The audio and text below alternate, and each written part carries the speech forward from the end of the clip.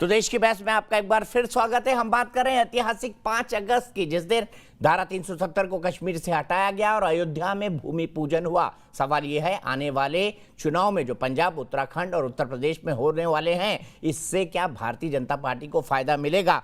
इसी पर बात करने के लिए मेरे साथ आरपी सिंह साहब है, बीजेपी के नेशनल स्पोक्स पर्सन सुशील पंडित जी हैं, पॉलिटिकल एनालिस्ट महंत राजू दास जी है, हनुमानगढ़ी मंदिर के महंत तहसीन पूनावाला है, पॉलिटिकल एनालिस्ट और कांग्रेस के समर्थक विवेक श्रीवास्तव है, लेफ्ट के लीडर। सबसे पहले चलता हूं राहुल तिवारी के पास, रीवा। राहुल, मैं आपसे जानना चाहता हूं, क्या बीजेपी को इसका फायदा मिलेगा आने वाले चुनाव में? बिल्कुल सर, बिल्कुल मिलेगा, क्योंकि यह जो आपने बिल्कुल इसको जो 5 अगस्त की क्रांति कहा, ये बिल्कुल सही शीर्षक है इसका सर। इस दिन जो राजनीति बिल्कुल ये प्रभावित करेगा भविष्य की राजनीति को। 5 अगस्त का जो ये ऐतिहासिक महत्व का दिन है, इस दिन 500 वर्ष जो पुरानी गलतियां हुई और 74 वर्ष पुरानी गलती, उसको दुरुस्त किया गया और ये भारतीयों के लिए गौरव का विषय है सर।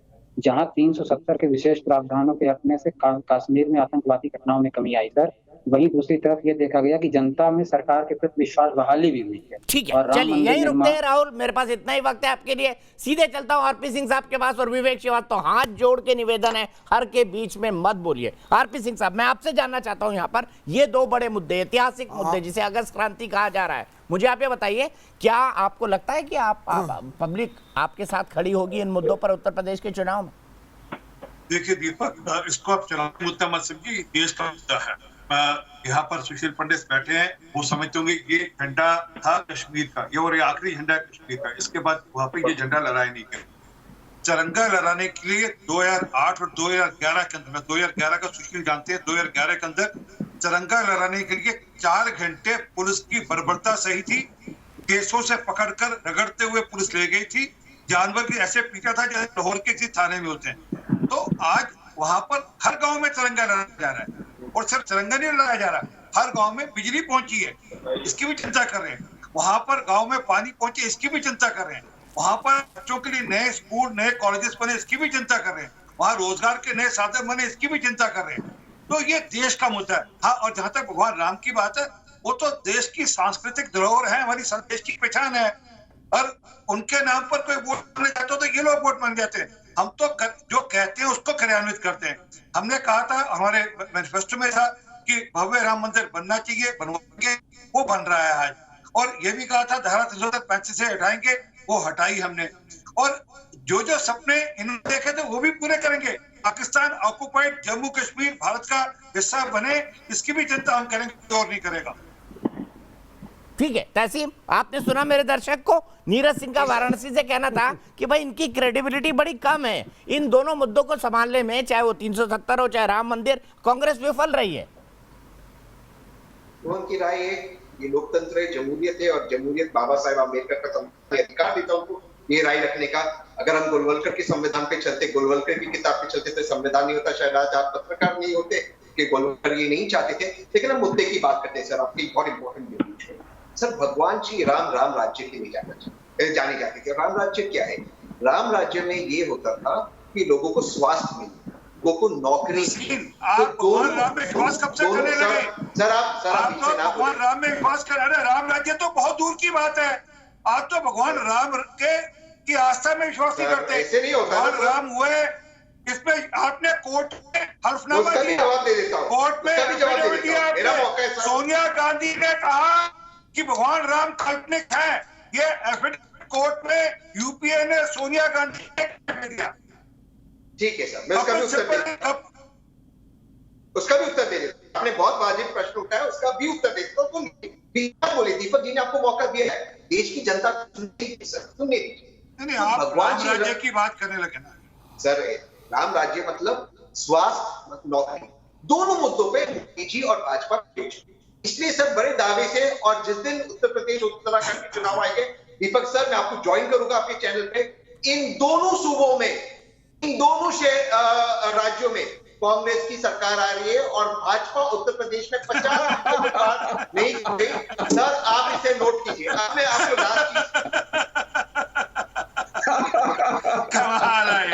ठीक है सर, कोई बात नहीं सर। आपकी बात में सब हंसेंगे। अरे बंगाल में सूखड़ा सा हो गया, राजस्थान बचा लो, पंजाब बचा लो। राजस्थान और हो गया? ठीक है, हो गया। कि बीच में ट्रोल की तरह क्यों बोलते हो? दीपक सर ने आपको मौका दिया, मेरा मौका है सर। ऐसी हंसी, मैं बहुत खुश हुआ आज आप हंसे। नहीं, अब वो दीपक जी अब शांत हैं। आप दीपक जी को ये इंटरफेरेंस नहीं लग रहा।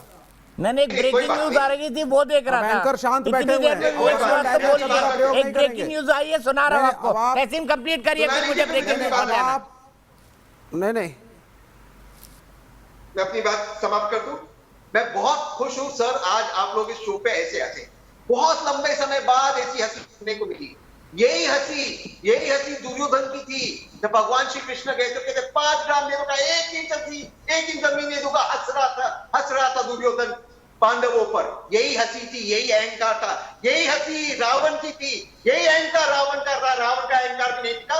सुशील जी, आरपीएन सिंह जी, आपका भी नहीं टिकेगा। लेकिन अपनी बात समाप्त कर देखिए, आज आप लोग ने जो किया है उत्तर प्रदेश, जिस तरह की गवर्नेंस दिया, उसके बाद आपने पार्लियामेंट में कहा जो हमारे लोकतंत्र का मंदिर है कि किसी की मृत्यु नहीं ऑक्सीजन के कारण। ये जो झूठ है, भगवान राम आपको कभी माफ नहीं करेंगे, कभी माफ नहीं करेंगे। सोनिया गांधी जी ने जो कहा उसका उत्तर देते क्यों भाग रहे हो आप? सोनिया गांधी ने कहा भगवान राम काल्पनिक थे, कोर्ट के अंदर हल्फनामा दाखिल कराया यूपीए से। यही बात पार्लियामेंट में, यही बात सुन लीजिए, आप जवाब सुनिए उसका जवाब सुनिए, लास्ट लाइन सुनिए। यही बात पार्लियामेंट में महेश शर्मा जी ने कहा था कि माता सीता काल्पनिक है। यही बात कहा था। मोदी जी पार्लियामेंट में बैठे थे और महेश शर्मा जी को आपने मिनिस्टर बनाया, टिकट दिया। यही बात महेश शर्मा जी ने पार्लियामेंट में कहा था। मैं तो कहता हूं कि वो एफिडेविट गलत था, भगवान राम की कृपा से, भगवान राम के आशीर्वाद मैं देता हूं कि वो एफिडेविट गलत था। आप कहिए, आप में हिम्मत है कि महेश शर्मा झूठ कह रहे थे पार्लियामेंट में मोदी जी के सामने था माता सीता काल्पनिक है। ये बात को गांधी जी तो आपके बीजेपी के सांसद है, ये तो आपके बीजेपी के मंत्री है, ये तो आपके बीजेपी के मिनिस्टर है। के लिए सारी रात क्यों रही थी सोनिया गांधी? अच्छा, मैं एक मिनट रोक रहा हूँ, सबको रोक रहा हूँ। एक बड़ी और ब्रेकिंग न्यूज आ रही है। बड़ी और ब्रेकिंग न्यूज ये है कि आज 5 अगस्त के दिन कश्मीर, जहां पर सबसे ज्यादा फिल्में की शूटिंग हुआ करती थी एक जमाने में, वहां पर फिर से सिनेमा का स्वर्णिम युग लौटेगा। आज मनोज सिन्हा जो कि उपराज्यपाल है, उन्होंने नई सिनेमा नीति की घोषणा की है और कश्मीर घाटी में बॉलीवुड सितारों का मेला लगा है। तस्वीरें हम आपको दिखाते हैं। जम्मू कश्मीर ने नई फिल्म नीति जारी कर दी है। अब वहां पर फिल्मों की शूटिंग का रास्ता साफ हो जाएगा। फिर से गुलजार होगा। आप देख रहे हैं आमिर खान को देख रहे हैं, मनोज सिन्हा जी को देख रहे हैं। आप देखिए तमाम लोग, कई बड़े बॉलीवुड स्टार वहां पर मौजूद थे। सुशील पंडित जी क्या कहना चाहेंगे इस पर? दीपक जी, मैं आपके दर्शकों को ये याद दिलाना चाहूंगा कि 1990 में केवल हमारा ही निष्कासन नहीं हुआ था, घाटी के सारे सिनेमा हॉल भी बंद कर दिए गए थे, कईयों को तो आग लगा दी गई थी। आज भी घाटी में एक भी सिनेमा हॉल नहीं चल रहा है। अगर जिहाद से लड़ना है, अगर जिहाद का जबड़ा उखाड़ना है, अगर वहां पर सच में हालात सामान्य करने हैं, तो शूटिंग शुरू करने से पहले वहां पर कम से कम इतनी सुरक्षा, इतनी व्यवस्था हो जाए कि लोग फिल्में देखने के लिए जम्मू आना मजबूरी ना हो, वो वहां घाटी में बैठ करके अपनी मनपसंद फिल्में देख।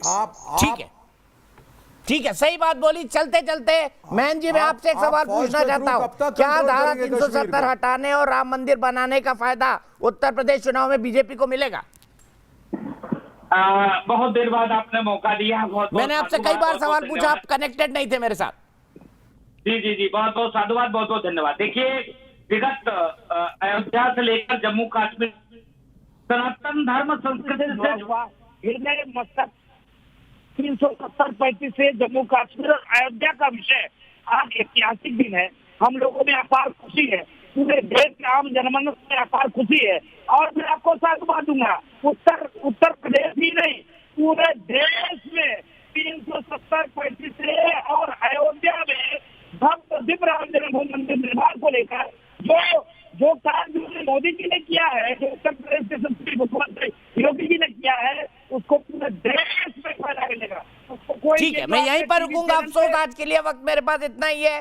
370 और राम मंदिर को आगामी चुनाव में क्या बीजेपी को जीत दिला पाएंगे? यस कहना है 90% लोगों का। फिलहाल एक ब्रेक, लेकिन न्यूज नेशन पर खबरों का सिलसिला लगातार जारी है।